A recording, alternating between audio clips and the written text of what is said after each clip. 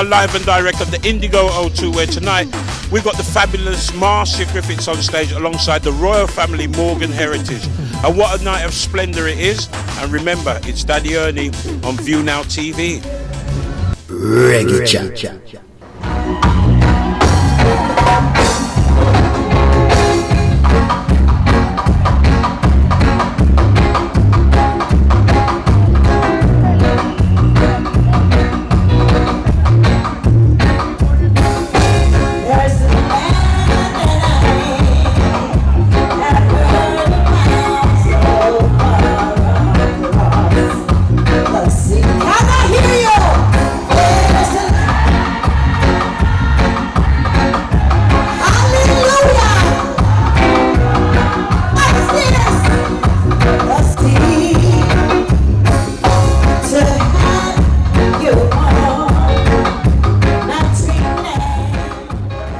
To get the first lady of reggae music after another stunning and brilliant performance here at the Indigo O2. Marcia, London is very much your hometown.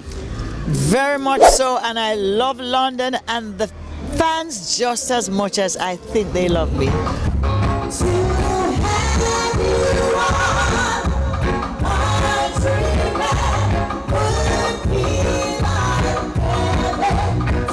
I mean, how long have you been coming in now, Mas? Wow, I can't count. Since 1970.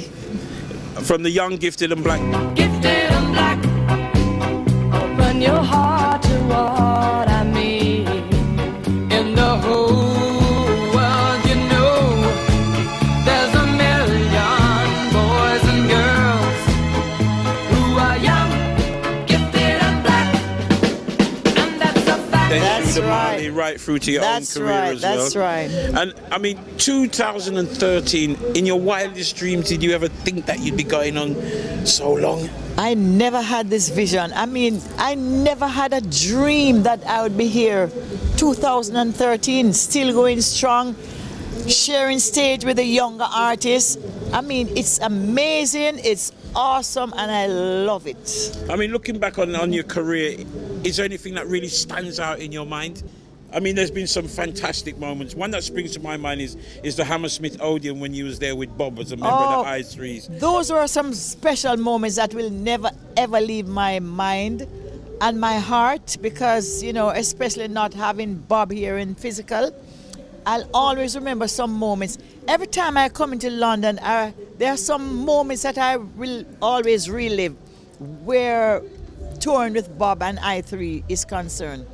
You know, because I remember at the Hammersmith, and I remember all the special moments in England, even at #1 Harrington Gardens. You know, those are some special, very special moments for me. You know, and even, you know, before that with the big hit Young, Gifted and Black and that as well, as a young girl coming to town. I mean, it has been a magnificent journey. I remember when Bob came here first, he came back to Jamaica and he said, Marcia, the bigger England, you know.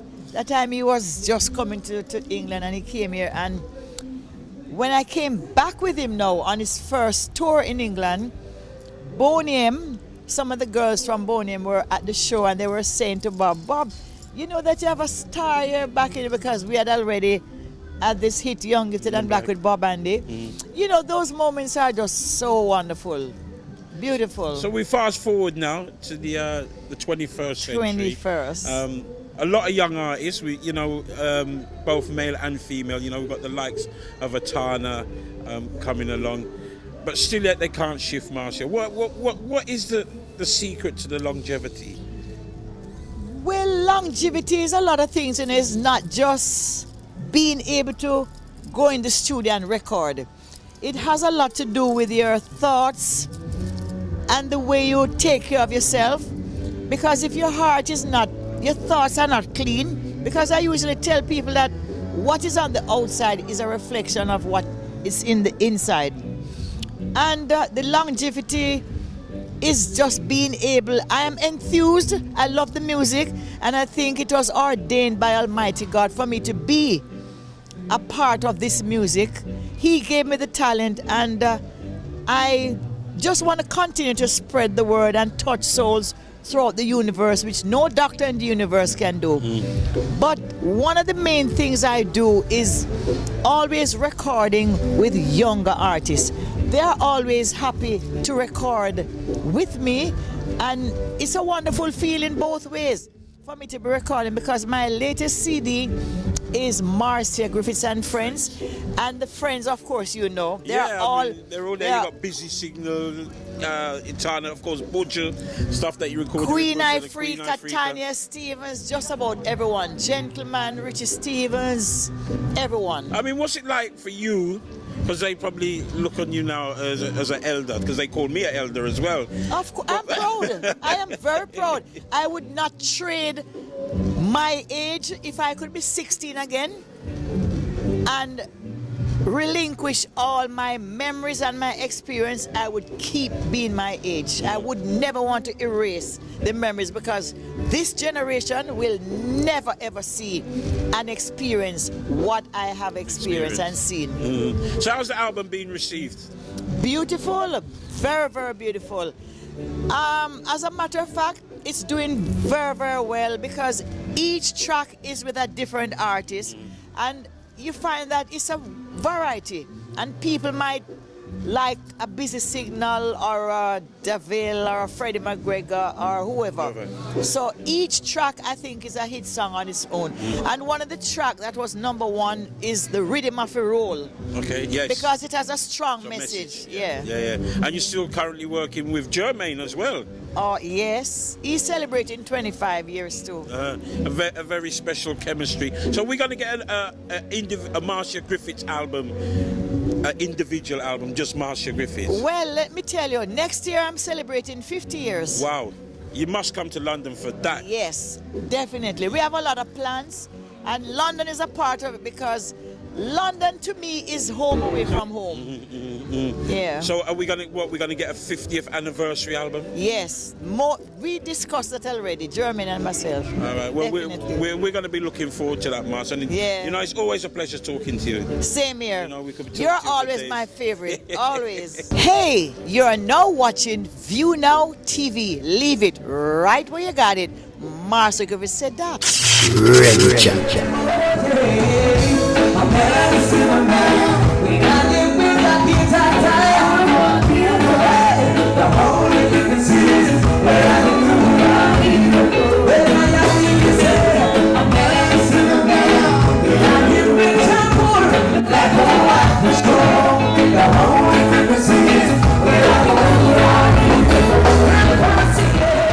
We're in the midst of royalty here at the Indigo O2. After a 5 years hiatus, they are back with a tremendous album. Here comes the Kings. Here comes Morgan Heritage. Ladies first, Una. How you doing, Daddy Ernie? I'm not bad. Back after making some babies. Oh my goodness. Only 3, not a lot, but yes, I am back, and it's such a pleasure to be back with my brothers in London, with in UK, with all our fans. I tell you, we love it, you know. We love the UK, man. Coming up with second.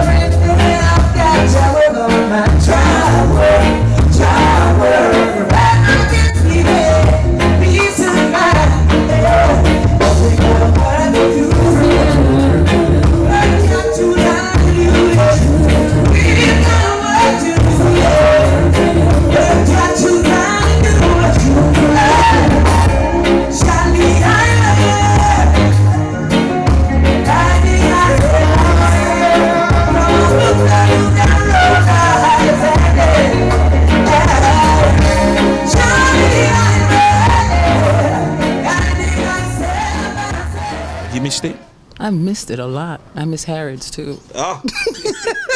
No, I miss the England, the British Jamaican food. So. Oh, okay. You know, I hear missed you too. Oh, thank you very much. And if I can come to Mojo, we kind of, he loves the phone. I'm trying to work out between you and your brother Gramps, who loves the phone more. Because anywhere you're in the world, and you get Morgan Heritage anywhere in the world. Yeah, technology is great. Give thanks for, you know, innovation and inspiration. And Gramps, you know, you're not really inconspicuous. You're, you know, anywhere, anytime. Always. Do you ever sleep? Sometimes. The great king of the dancehall, Beenie Man, once said, "Him not a time for sleep." And I remember one time we was in the airport and was flying out. Beenie Man flew in and went right to departures and flew out. We said, "Where you going?" He said, "Me have a next show." So much respect to him. He was one of our greatest influence when it comes to hard work and perseverance. So I'll never forget that. I think it was about 99 and we was going to a show flying overseas from Jamaica. And so you sleep when you get the time, but this work is ever ongoing. It's non-stop. And Peter, you've been very busy. You got this song with Irie Love called "Let It Fly." Where was that recorded? Don't tell me that was recorded in Hawaii. No, actually it wasn't. It was recorded at my house. Actually, yeah, it was after a tour, and she was living here in London for a while. And she came over, she called and said there's this track that we got from producers from France, Boast and Bim. And she sent it to me and I said, "I'm good, I'm ready." And she said she's coming over to the US, so if I can make time, made the time. She came to my house in the States and we did it. It was like, we took a whole day and was just vibing it, wrote it, and it came out wonderful. I mean, you know, the last 5 years hasn't been wasted. You know, you've done a solo project. Gramps has done a solo project. Yuna? Yes. Did you do a solo project? I am still working on it, as a matter of fact. Got some singles I out got some singles out. I do have some singles out there. One produced by Lenky called Ladies. Big up to all my ladies every time. Who run the world? Girls. So, you know, it's my brother Gramps is funny, as you all can tell. But I am working on the album, and it is called Just Me. And the reason why I called it Just Me, that was some controversial stuff right there, is because it's all different kinds of music, and that's who influences me, from hip hop to jazz to R&B. As my brothers know, I'm the biggest hip hop fan. So that's what makes up Yuna, and that's what everybody's going to be able to see, just a different side, and it's just me, take it or leave it, you know. And your solo projects were very experimental, to say. There's a lot of guitar work and a lot of what was going on there. No, I'm influenced by alternative music. In the early 90s, I was introduced to Nirvana, Hendrix, Aerosmith, Hootie and the Blowfish, Cranberries, you know, Clapton. And they influenced my songwriting. So on my EP, Got Mojo, which is what you're referring to, that's available, came out about 4 years ago. I paid ode to the legends of reggae and alternative music, because people don't know this, but our experience doing the Warped Tour in America in 01 and 02 made us realize that punk rock music, rock and roll music, a lot of those revolutionaries, you know, when you look at people like Bob Dylan, they had a message. They had a message. So it's important for people to understand that the synergy between the two musics is a reality, and that's why we have a similar fan base. When you look at, you know, Bob Marley touring with The Clash and Peter Tosh touring with the Stones, you know, Black Uhuru touring with the Stones, the history is there on where those two worlds meet. So it's just me being who I am, like Yuna is discussing, and that's what we all bring to the unit, Morgan Heritage. That experimental vibe that you hear in our solo projects is what makes us who we are together. So here we are, back in 2013 now. Here comes the King, the album. Yeah, man, baby. Oh na na na na, baby. Oh na na na. Just one touch, one kiss from your lips, it's heaven, yeah. Loving you is like the perfect love song. You know, the one that you always wanna hear. And when my day's going on wrong, seeing you is like the song in my ear. So all I need is you, baby. Body to body with only you, baby. And I don't need another, 'cause baby, what we got, we got a perfect love song. Just the way you look, mama, when you see me, gimme, gimme. I saw me love when the fire blaze, you see me. Now go see me roam round like I'm a gypsy. You're like a piece to a pot, queen to a king, bullet to a gun.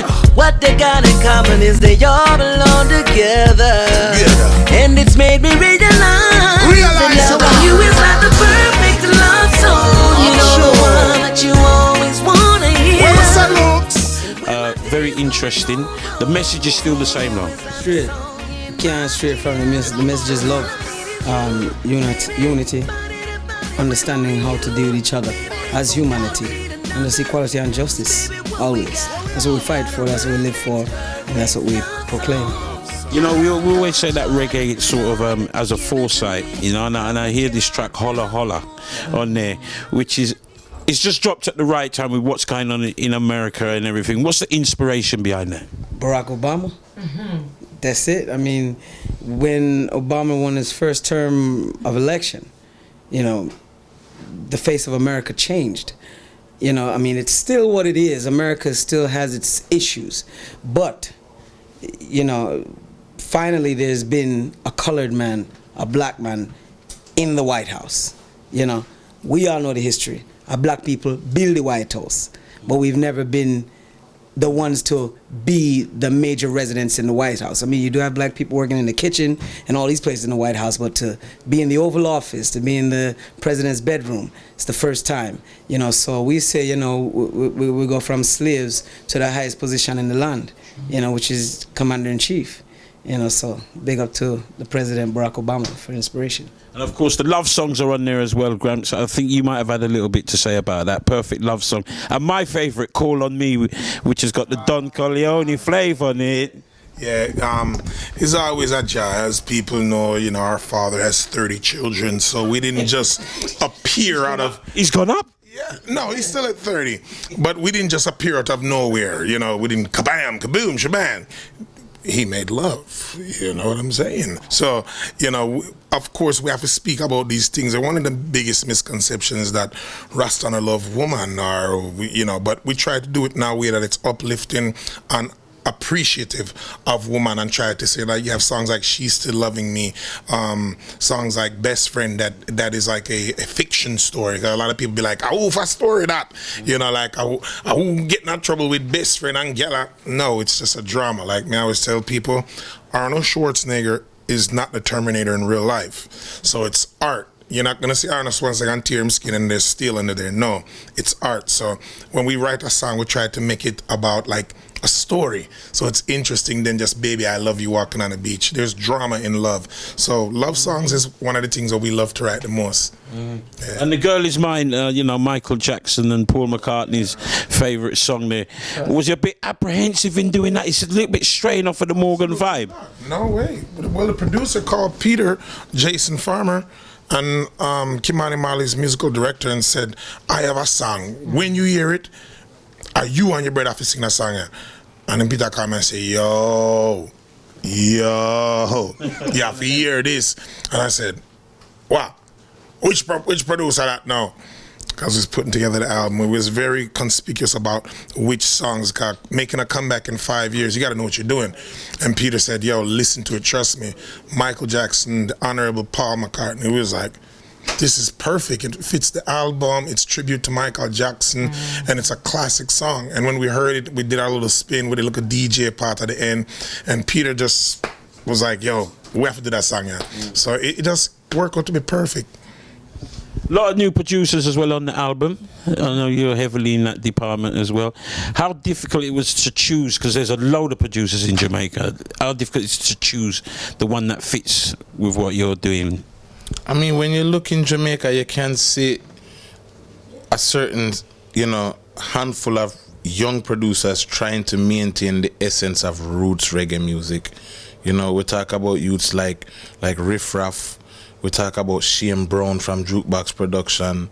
You know, and working with like TJ and Jason Farmer. Those are things that came through our solo projects, Riff Raff through our solo projects. So, you know, it was important for us to bring all of our experiences from our solo projects back into, you know, the return of Morgan Heritage. So that's what contributes to the variety of producers you see on the album. And just on a final note, was there any doubt, when the decision was made for you to go your separate ways, so to say, for 5 years, was there any doubt that you might come back and it might not be the same vibe? Oh, not at all, Ernie. It was a dream for our father, actually, for us to take that break, for us to all develop. And then as parents, we spent a lot of our adult lives on the road, and we were having these children, and a lot of the key time of their lives we were missing, and we had to make a conscious decision to say, you know what, we have to really put some time in our children. And during that time, inspiration hit us. Grams, and 2 very successful solo albums, Peter, Mojo with his EP. I got into some other business ventures outside of music. So it was all divinely ordained. And when Noah said, what you put together, let no man put us under. So we knew it was going to come back together. We didn't know the time, but the fans called it, and it was time. We back to our day jobs, Daddy Ernie. Yeah, all right. Well, it's always a pleasure talking to the royal family of reggae music, Morgan Heritage. The album's been well received here in the UK. I know it will be across the world as well. And you're embarking on a tour in the UK. You've done Europe. So come back and see us soon, maybe. Absolutely. Yeah, man. Give thanks and praise. Nice shirt, nice, a beautiful outfit. Blessings. Give thanks. Thanks for having us, brother. ViewNowTv.com with the royal family, Morgan Heritage here. Blessed love massive. This is Morgan Heritage. And right now you're watching ViewNowTv.com. Keep it locked, it's hot. Heritage said that. Blessed. Rockers. Reggae Chat. So there you have it, the station that brings you the stars and has the right vibrations. ViewNowTv.com. Daddy Ernie live from the Indigo O2. We're out.